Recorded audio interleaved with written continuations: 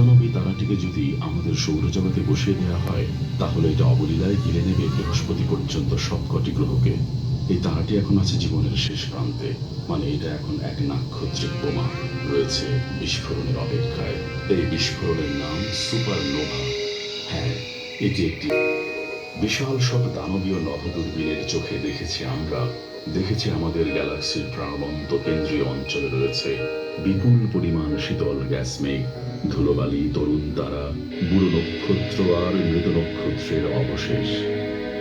আর এই যে এটা একটা মৃত নক্ষত্রের অবশেষ। 1000 বছর আগে সুপারনোভা হিসেবে বিস্ফোরিত হয়েছিল তারাটি। তার অবশেষ বিস্তৃত হয়ে ছড়িয়ে পড়ছে আজও। পৃথিবীর আকাশে থাকলে এটি 80টি পূর্ণ চাঁদের জায়গা দখল করে নিত অনায়াসে। আর এই অল্প জায়গা জুড়ে থাকা অবশেষ প্রায় 400 বছর আগে বিপুল ভরের এক নক্ষত্র বিস্ফোরণের সৃষ্টি। বিস্ফোরণে মৃত নক্ষত্রই আসলে সুপারনোভা। এর সব জ্বালানি পুড়ে গেছে, থেমে গেছে শক্তি উৎপাদন। নিজের মহাকর্ষের টানে চুপসে গেছে নক্ষত্রটি, তারপর টুকরো টুকরো হয়ে গেছে প্রচন্ড বিস্ফোরণে।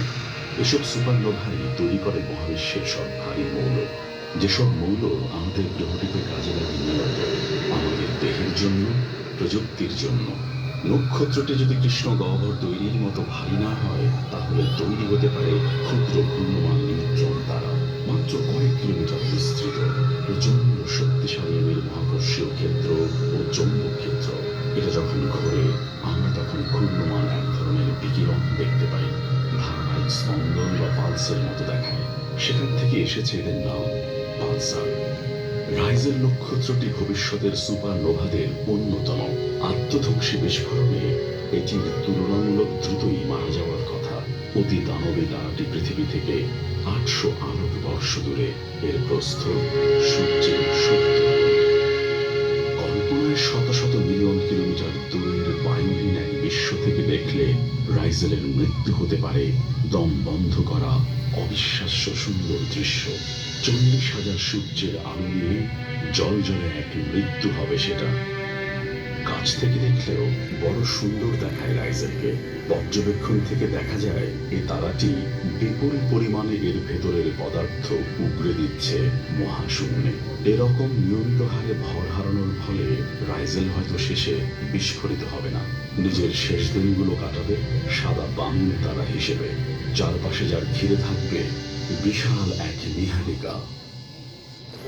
তাহলে অ্যান্টারেসের পর পরিসরের সবচেয়ে বড় লাল দানব তারা। এই বিটলজুসও বর্তমানে রয়েছে জীবনের শেষের দিকে। আগামী কয়েক মিলিয়ন বছরের যে কোনো মুহূর্তে এটি বিস্ফোরিত হতে পারে।